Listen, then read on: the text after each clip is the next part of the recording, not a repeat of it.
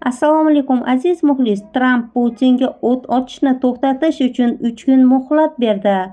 AQSh prezidenti Donald Tramp Rossiya prezidenti Vladimir Putinga Ukrainada o't ochishni to'xtatish bo'yicha AQSh taklifiga shu hafta oxirigacha javob berish talabini qo'ydi.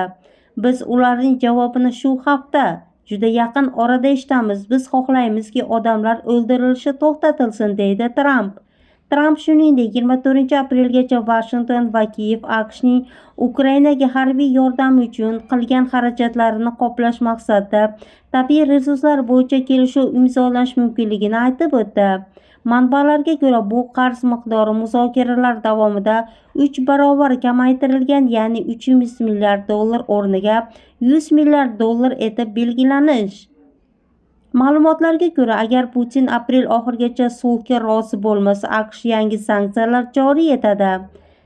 Trampning Putinga noroziligi oshganini yozmoqda. U Rossiya tomoni muzokaralarni ataylab cho'zayotganini ayblamoqda.